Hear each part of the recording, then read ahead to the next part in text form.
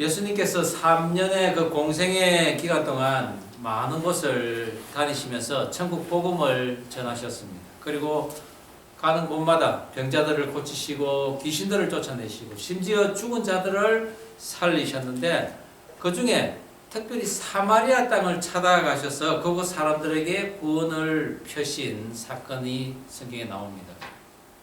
요한복음 4장에는 유대 지방에 오셨던 예수님이 갈릴리로 돌아가실 때 사마리아 땅을 통과하여야 되겠는지라 라고 하며 사마리아 땅으로 갑니다. 그런데 당시에 유대인들은 이방인의 피가 섞였다는 이유로 그 사마리아인들을 멸시하여서 그 사마리아 땅을 가지를 않습니다. 요단강 동편 그 베레아길을 멀리 돌아갔습니다. 그러나 예수님께서는 그 수가성 여인을 만나려고 일굴로 사마리아 길로 가셨습니다. 그리고 그곳을 방문한 예수님을 만난 수가성 여인과 그곳 마을 사람들은 구원의 주님을 만나는 기쁨을 누렸습니다. 이와는 반대로 누가복음 9장에서는 갈릴리에서 예루살렘으로 이래 가시던 예수님께서 제자들과 함께 사마리아 한 마을을 지나가려고 하는데 그 마을 사람들이 유대인이라고 하면 그 마을을 통과하기를 거절을 합니다. 이에 우레의 아들이라는 그 별명답게 직선적이고 성급한 성격의 그 야고보와 요한 형제가 예수님에게 말을 합니다. 주님, 우리가 하늘로부터 불을 내려서 저들을 멸하기를 원하십니까? 라고 이래 묻습니다. 아마 그들은 예전에 북이스라엘 왕 아하시아가 하나님이 아닌 그 이방의 신 그 바알세복을 섬김으로 인해서 하나님께서 그 엘리야를 통해서 너는 곧 죽으리라 라고 전해라고 합니다. 그 말을 전하고 엘리야는 도망을 갔는데 그것을 안 아하시아는 군사들을 보내서 엘리야를 잡아오게 합니다. 엘리야에게 간 그 50명의 군사와 그 지휘관에게 하늘에서 불이 떨어져서 그 자리에서 죽습니다. 그것이 두 번이나 연속이 됩니다. 아마 야고보와 요한 형제는 그것을 기억하지 않았나 생각됩니다. 그러나 그 말을 들은 예수님께서는 그들을 꾸짖으시고 조용히 발길을 돌리셨습니다. 예수님을 거절한 것입니다. 한편에서는 축복의 자리에 적극 참여하고 또 한편에서는 그 축복의 자리를 거절을 하는 것입니다. 오늘 하나님께서도 이스라엘의 광야 2세대들을 축복의 자리로 초대하시는데 그 자리는 바로 제사의 자리였습니다. 광야 1세대가 다 죽고 난 후 본격적인 가나안 정복을 위해서 새로운 인구를 계수를 합니다. 그리고 가나안 땅을 제비를 뽑아서 갖게 하시고 또한 남자뿐만이 아니라 여자들도 그 기업을 차지할 수 있도록 특별 조항을 제정하신 하나님께서는 여호수아와 엘라살과 같은 새로운 리더들을 준비시켰습니다. 이제 새로운 시대가 시작되는 것입니다. 그리고는 매일 드리는 상번제와 함께 안식일에 또 규례, 또 매월 초하루의 제사, 칠칠절, 그리고 유월절, 초막절 이런 정한 날에 제사를 드리라고 하십니다. 사실 이것은 40년 전에 광야 1세대들에게 하나님께서 이미 말씀하신 내용입니다. 그런데 이제 새로운 세대들에게 다시 한번 반복적으로 그리고 보다 확장적인 의미로 그 규례를 말씀하십니다. 예전에는 절기 그 제사의 종류와 방법에 대해서 간단하게 이야기했다면은 이번에는 매월 초하루의 제사를 다시 한번 초하루의 제사를 추가로 말씀하시고 또한 매번 제사에 대해서 구체적인 양에 중점을 두고 말씀을 하십니다. 그것은 어떤 의미가 있을까요? 그것은 바로 가나안 땅에서 주실 그 하나님의 축복이 분명히 이루어질 것을 확증함과 동시에 이 제사를 통해서 이제 너희들과 만나겠다는 새로운 백성들에 대한 하나님의 프로포즈였습니다. 광야 1세대들이 하나님을 불신하여서 모두 광야에서 엎드려졌지만 하나님께서는 이제 새로운 광야 2세대들을 통해서 하나님 나라를 이 땅에 세우시고 주의 백성들에게 이생의 복과 영생의 복을 주기를 원하신 것입니다. 제사를 통해서 하나님께서는 창조주시오 왕으로서 찬양 받으심과 동시에 제사 드리는 자에게는 창조시에 계획하셨던 하나님께서 주실 하나님과 함께하는 복을 주시겠다는 것입니다. 오늘 저는 광야 2세대들에게 다시 한번 정해진 절기를 알려주시며 제사를 지내라고 하신 그 하나님을 통해 하나님과 함께 교제를 나누는 자가 누리는 그 복에 대해서 함께 은혜를 나누고자 합니다. 하나님과 교제하는 자리에 초청하시는 그 하나님께서는 첫 번째 제사의 주인이 하나님이심을 알게 하십니다. 오늘 본문 2절 다시 한번 한 목소리로 읽어보겠습니다. 시작. 이스라엘 자손에게 명령하여 그들에게 이르라. 내 헌물, 내 음식인 화제물, 내 향기로운 것은 너희가 그 정한 시기에 삼가 내게 바칠지니라. 당시 가나안 땅에 살던 그 이방 민족들은 농업에 기초하여 다양한 이방신들을 섬겼는데 높은 곳 그리고 경치 좋은 곳에 어김없이 그들은 산당을 세워서 그 이방신에게 제물을 바쳤습니다. 그런데 오늘 하나님께서는 내 헌물, 내 음식, 내 향기로운 것이라고 하시며 내가 정한 장소와 시기에 제사를 드리라고 합니다. 그렇게 드린 제사만 하나님께서 받으시겠다는 것이죠. 내 것이라고 하는 그 하나님의 것, 그것은 그러면 어디서 온 것입니까? 바로 하나님으로부터 다 온 것입니다. 우리가 가진 초태생, 또 하나님으로부터 받은 것의 그 11조, 또 하나님께 드리는 그 제물의 가장 귀한 것이라고 하는 그 기름과 내장, 이 모든 것이 하나님의 것이라는 것이죠. 그것을 우리는 이미 살펴보았습니다. 그것을 하나님께 드리는 그 제사, 그것은 첫 번째 상번제로 시작합니다. 매일 아침 그리고 저녁 규칙적이고 끊임없이 드리는 제사입니다. 드려지는 제물 모두가 하나님의 것이라는 것을 상기하면서 하루를 시작하고 또 하루를 마감하는 것입니다. 거기에다 곡식을 드리는 소제, 또 술을 붓는 전제를 드립니다. 소제는 헌신의 제사라고 했습니다. 그것은 바로 특별히 고운 가루로 드리면서 나의 자아를 철저히 부수어 하나님 앞에 헌신하는 삶을 살겠습니다 라고 고백하는 제사입니다. 우리가 아침에 눈을 뜨면 이 생명이 주님의 것입니다.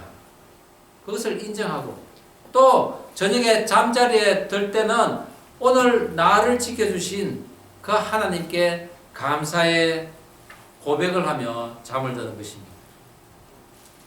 그것이 바로 나의 삶을 주관하는 그 하나님께 감사하며 하루를 살아가는, 즉 나 자신을 매일매일의 상번제로 드리는 삶이라는 것입니다. 또한 매 안식일에 드리는 제물은 상번제로 드리는 제물 외에 수양 2마리와 기름 섞은 고운 가루 10분의 2 에바의 전제를 부어서 드리죠. 평일과 비교하여 안식일에 드리는 제사가 훨씬 풍부합니다. 그리고 하나님께서도 특별히 이 안식일에 대해서는 관심을 가지고 그 제사를 받으십니다. 왜냐하면 6일 동안 천지를 창조하신 후에 제7일째 안식함으로써 이것이 바로 내 안식일이라고 하나님께서 말씀하셨기 때문입니다. 그 안식일은 나 자신이 안식할 뿐만 아니라 또한 애굽에서 종되었을 때 휴식 없는 그 노동과 심한 학대 속에서 살던 우리가 해방되었던 것처럼 이제 새로운 땅에 가서 새로운 그 기업을 받아서 그것을 일구어 나갈 때 내 지경에 있는 내 종, 내 짐승, 그리고 내 집에 있는 나그네까지 함께 안식을 하라는 하나님의 말씀이었습니다. 매월 첫째 날인 월삭 때도 하나님의 것을 드립니다. 그때도 상번제 외에 수송아지 2마리 그리고 순양 1마리 1년 된 순양 7마리를 소제와 전제와 함께 드립니다. 그리고 그 제사 후에는 순염소로 또 속죄제를 드리는데 그것은 그 달 이전에 혹여라도 내가 지었던 그 죄가 씻기지 못한 것이 있다면은 그 속죄제를 드림으로써 내 죄가 말끔히 씻기고 또 새로운 시작을 하는 의미의 속죄제였습니다. 사실 월삭은 하나님께 제사를 드리는 제사이지만은 훗날 온 가족이 둘러앉아서 함께 음식을 나누며 하나님을 찬양하는 그런 귀한 시간으로 이어졌습니다. 사무엘상 20장에 보면은 20장 24절에 이하 보면은 사울 왕이 사위가 된 그 다윗을 늘 가족으로 여기며 왕의 상에서 함께 음식을 먹는 그런 장면이 나옵니다. 하나님의 말씀을 잘 이행하고 또한 그 하나님의 늘 그 그늘 아래서 사는 그 다윗이었기에 매달 첫째 날 어김없이 그 하나님 앞에 나아가는 것을 다윗은 알았습니다. 그것을 알기에 사울 왕도 다윗과 함께 매달 첫날 함께 식사를 하기로 한 것입니다. 그때 사울은 그 다윗을 죽이는 날로 정했던 것입니다. 그러나 그것을 안 그 다윗은 요나단에게 도움을 청하여서 도망을 가게 됩니다. 이것처럼 월삭은 하나님의 뜻대로 행하는 온 가족이 모여서 매월 첫째 날에 함께 식사를 하며 예배를 드리는 것입니다. 특별히 제사를 드릴 때는 제사장이 제물 위에 나팔을 불었다고 하는데 민수기 10장에 우리 이미 살펴본 것과 같이 나팔 신호는 하나님의 임재를 나타내는 신호라고 했습니다. 그것은 곧 하나님께서 이스라엘 너희를 내가 기억하고 있다라는 것과 함께 백성들은 하나님 우리의 기도를 받아 주시옵소서라는 의미의 나팔 소리였던 것입니다. 또한 하나님께서 주인 되시는 다른 절기 유월절, 그것은 모든 집안의 그 장자를 대신하여 피를 흘림으로 구원받았음을 상징하는 어린 양을 잡아서 온 식구가 나누어 먹습니다. 그리고 죄와 부패를 상징하는 그 누룩을 넣지 않은 빵을 먹음으로써 죄악의 상징인 그 애굽에서의 구원을 늘 기억하는 절기입니다. 그리고 무교절 또한 매일의 그 상번제 외에 7일 동안 수송아지 2마리와 순양 1마리와 1년 된 순양 7마리를 번제로 매일 드립니다. 그만큼 애굽의 그 종되었던 백성들이 해방된 것과 집안의 장자가 목숨을 건진 그 구원에 감사함으로 하나님께 제사를 드리는 것입니다. 그 모두를 구해내신 하나님께서 바로 그들의 주인이라는 것을 명심하고 드리는 제사라는 것이죠. 하나님께서는 이런 모든 절기를 거룩한 성회라고 하시며 모이라고 했는데 이 거룩한 성회는 특별히 거룩히 구별된 모임이라는 뜻입니다. 다른 날들과 구별되었다는 의미죠. 이것은 곧 재물뿐만이 아니라 시간도 하나님의 것이라는 것을 의미하고 있습니다. 사람이든 사물이든 시간이든 그것의 주인이 하나님이시면 내 자신이 내 것이 아니라는 것입니다. 내 마음대로 예배드리고 오늘은 이 마음, 내일은 저 마음이 아니라 오직 주인을 섬기는 그 종의 마음으로 나아가는 자세가 필요합니다. 그것과 같이 우리가 살아가는 매일매일의 삶의 그 주인이 하나님이시라는 것을 명심하면서 우리는 과연 정결한 삶을 예배로 하나님 앞에 드리고 있는지 살펴봐야 할 것입니다. 저와 여러분이 가진 재물, 건강, 시간 그리고 모든 환경과 조건은 하나님이 주셔야만 가능합니다. 매일매일의 기도와 말씀, 주일 예배, 또 매월의 시작 그리고 무엇보다도 우리가 죄에서 해방되고 주님을 만난 날, 그날을 기억하면서 날마다 흠없는 제물이 되어 하나님께 제사를 드리며 저는 주님의 것입니다 라고 그렇게 고백하는 삶을 살아야 할 것입니다. 그런 하나님과 교제하는 삶, 그런 삶을 저와 여러분이 일평생 살아가기를 주의 이름으로 축원합니다. 하나님과 교제하는 자리에 초청하시는 하나님께서는 두 번째, 교제의 자리에 나온 자에게 부족함 없도록 하신다는 것입니다. 오늘 본문 24절 25절 다시 한번 한 목소리를 읽어보겠습니다. 너희는 시작. 너희는 이 순서대로 이래 동안 매일 여호와께 향기로운 화제의 음식을 드리되 상번제와 그 전제 외에 드릴 것이며 일곱째 날에는 성회로 모일 것이요 아무 일도 하지 말 것이라. 아담과 하와가 선악과를 따먹고 난 후에 하나님 오시는 소리에 나무가지 사이로 숨었다고 했습니다. 그것은 바로 인간의 그 죄성으로 인해서 하나님 앞에 나아가지 못함입니다. 오늘날 우리도 마찬가지입니다. 우리의 죄성으로 인해서 하나님 앞에 그렇게 선뜻 나아가고 싶어 하지 않습니다.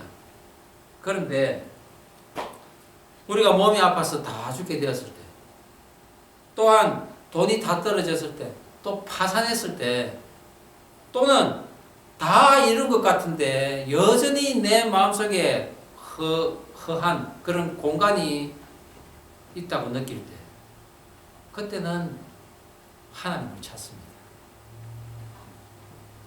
더 이상 이룰 게 없고 더 이상 버틸 수가 없고 또한 의지할 곳이 없을 때 하나님께 나아간다는 것입니다.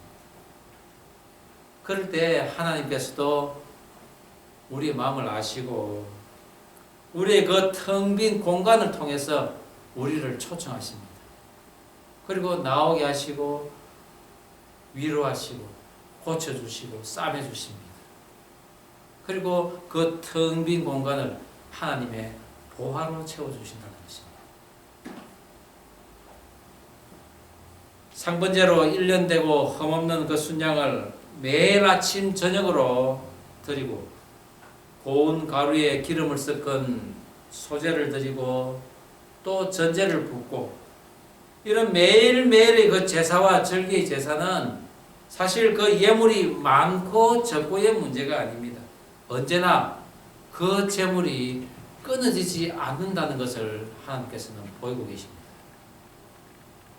그것은 다른 말로 하면은 그 제물을 예물을 들고 가는 우리들의 손이 언제나 부족함이 없이 하나님 앞에 나아간다는 것입니다.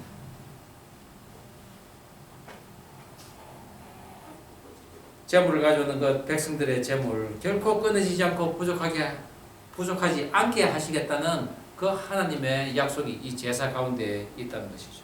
하지만 무엇보다도 하나님께서는 우리들의 정성과 감사와 기쁨과 헌신, 즉 우리들의 삶의 그 신앙을 보시고 우리와 함께 기뻐하시는 것입니다.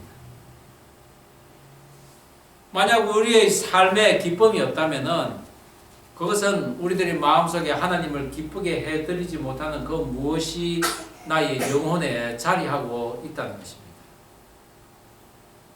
그것으로 인해 거기에는 하나님의 기뻐하지 않으시는 그 마음이 비춰지기 때문입니다. 그렇기 때문에 우리는 삶에 기쁨이 없다는 것이죠.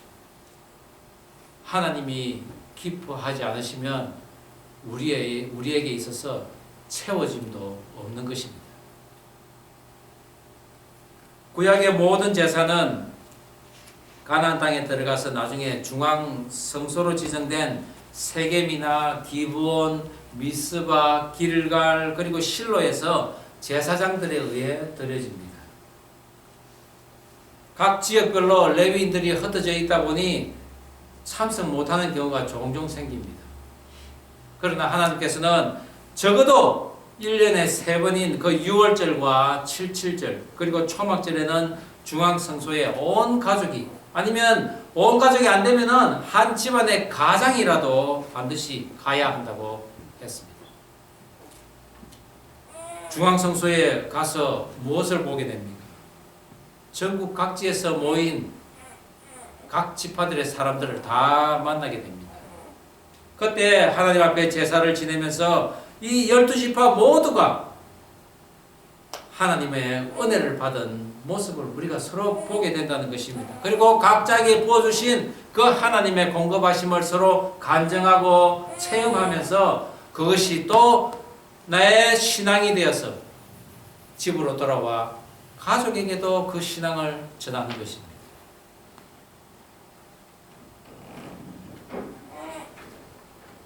유월절 이후에 7주 후인 약 7일경 정도 되는 77절은 또한 오늘날로 치면은 오순절입니다. 6월절 이후에 50일 되는 날입니다.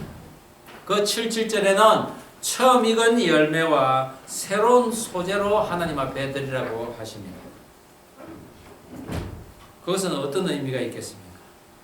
예수님께서 십자가에 돌아가시고 50일 후인 그 오순절 다락방에 모든 성도들이 모여서 기도하고 있을 때 불의 혀 같은 것이 각 사람에게 임하여 성령 체험을 하게 됩니다. 그렇습니다. 그 오순절날 처음 익은 열매, 새로운 소재, 새로운 양식인 성령으로 가득 채워지는 것을 이 77절부터 시작된다는 것이죠. 오늘 가나안 땅에 들어가기 전에 광야 2세대에게 하나님께서 다시 예배로의 초대를 제사로서 알려주신 이 사건은 앞으로 하나님의 성막에 모이는 백성들에게는 창조 당시에 계시했던 그 바라크인 복, 그것을 부족함 없이 해주겠는데 이제부터는 성령으로 가득 채워서 더 이상 부족함이 없는 그런 삶을 살게 해주시겠다는 것입니다.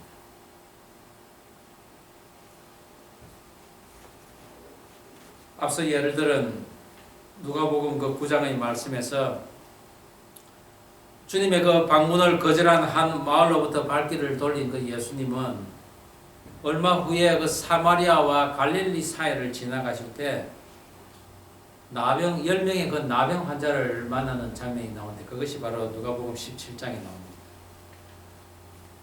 나병 환자 10명이 예수님 앞에 나와 소리칩니다. 예수 선생님이시여 우리를 불쌍히 여기소서.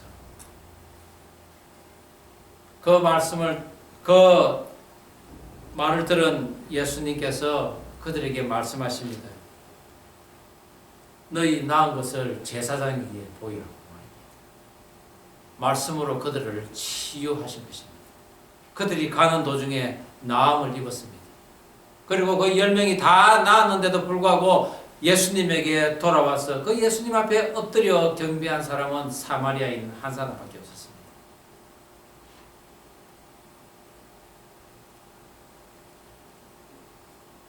그렇지만 예수님께서 이미 그 전에 사마리아 땅을 가려고 했을 때 그 예수님을 거절한 그 마을로 인해서 다른 한쪽에서는 이렇게 구원의 자리에 나아갈 수 있었던 한 사람이 있었던 것입니다.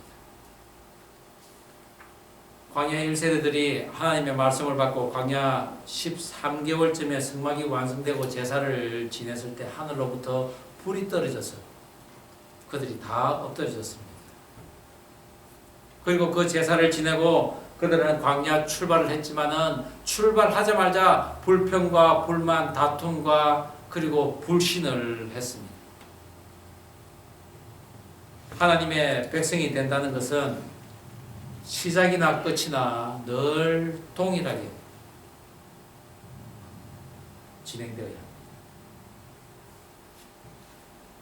하나님이 안 느껴지고 안 보이는데 어떻게 하나님과 동행합니까? 라고 반문하는 사람이 있을 수 있습니다. 하나님과 교제하고 동행한다는 것, 그것은 하나님의 말씀을 지켜 행하는 그 1차적인 요구가 내 육체 안에서 성령의 도움으로 반드시 행해져야만 가능한 것입니다. 그래서 우리는 늘 성령의 도우심을 간구해야 하는 것이죠. 그래서 베드로후서 1장 13절에는 내가 이 장막에 있을 동안에 너희를 일깨워 생각나게 함이 옳은 줄로 여기노니라고 합니다. 우리가 살아 숨쉬는 동안에는 언제나 하나님을 찾고 그 하나님과 함께하며 그 하나님을 전하는 삶을 살아야 할 것입니다. 그것이 바로 하나님의 백성이 살아갈 모습이요 하나님으로부터 복을 받는 모습인 것입니다. 지난 월요일 애슐리로부터 이메일을 하나 받았습니다. 주일날 교회에 왔던 그 조카가 그 다음날인 월요일이 되자마자 교회에 가자고 막 보채더라는 것입니다. 그래서 아니야, 교회는 또 다음 주 일요일날 갈 거야 라고 그렇게 이야기를 했답니다. 저는 그 메일을 받아보고는 그 아이가 오고 싶을 때 올 수 없던 이 교회는 과연 어떤 교회인가 라고 생각이 든 한편, 나는 과연 월요일에도 교회에 달려가고 싶은 그런 마음이 있는가, 그렇게 한번 생각을 해봤습니다. 그런 가운데 저희가 예전에 한국에 있을 때 하나님의 그 콜링이 있을 즈음에 그때가 생각이 납니다. 그때는 정말 낮이나 밤이나 늘 골방에서 기도하고 예배드리는 그런 삶을 살았습니다. 섬기고 있던 그 교회의 금요 철야가 끝나고 나서 11시경에서는 집사람은 다시 기도할 곳을 찾는데 주변에 찾다 보니 그 집 근처에 조금 한 몇 블락 떨어진 곳에 순복음 교회가 있는데 거기는 24시간 개방을 해놓는다는 것입니다. 그리고는 그 집사람은 그것을 알고는 11시 그 금요 철야가 끝나고 나면은 다시 그곳으로 달려가서 기도하고 새벽에나 돼서 집으로 돌아옵니다. 그런 가운데 하나님의 음성을 들었던 것입니다. 하나님과 교제하는 자리, 그것은 과연 어디인가? 우리가 지난 1년 동안 광야 40년의 삶을 산 그 이스라엘 백성들과 함께 여행을 했습니다. 그런 가운데 정말 저의 삶도 1년간의 삶도 광야를 거니는 것처럼 힘들 때도 있고 지칠 때도 있었습니다. 그런데도 하나님께서는 여전히 저에게 온전한 제사를 드리기를 원하십니다.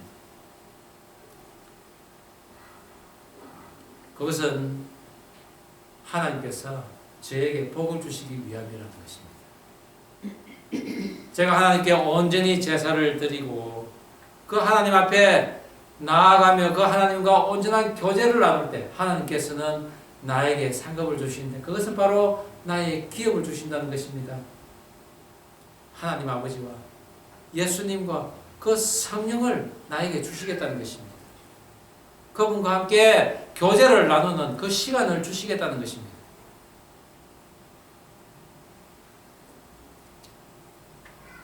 정말 저뿐만이 아니라 우리 지구촌 방주교회 성도 모두가 주님께 늘 예배하는 삶을 사는 가운데 하나님께서 주시는 그 기업 위에 우리의 소망이 더해지는 그런 축복을 받는 올 한 해가 되기를 주의 이름으로 축원합니다. 기도하시겠습니다. 우리 시간 다 함께 기도하면 좋겠습니다. 그렇습니다. 하나님과 함께 교제하는 자리로 우리가 나가야 할 것입니다. 그렇습니다. 그 자리에 갔을 때 우리가 온 세상의 주인이신 하나님을 인정하고 나의 것은 정말 하나도 없습니다. 다 주님 것입니다. 라고 고백할 수 있도록 그럼 믿음 달라고 기도하면 좋겠습니다. 우리가 그 자리에 있을 때 결코 부족하지 않고 세워줄 수 있는 그런 하나님을 만나기를 원합니다. 내 평생 그런 성령 충만한 모습으로 살아가면서 하나님 주시는 복을 언제나 받는 저희 성도들 되게 해달라고 우리가 다 함께 기도하면 좋겠습니다. 기도하시겠습니다. 하나님 아버지 감사드립니다. 하나님과 교제하는 삶을 살기를 원합니다. 우리가 가진 재물 없고 또한 외양간에 손은 없지만 늘 하나님 믿는 믿음으로 살아갈 수 있도록 주님 도와주시옵소서. 우리가 정해진 그 시간에 하나님 앞에 나아갈 때 하나님이 모든 것이 만물의 주인이시여 또한 나의 삶을 인도하시는 분이시라는 것을 우리가 믿고 살아갈 수 있도록 도와주시옵소서. 그리할 때 하나님께서는 언제나 줄이지 않고 채워주시는 그 하나님이심을 우리가 늘 경험하며 살아갈 수 있도록 도와주옵소서.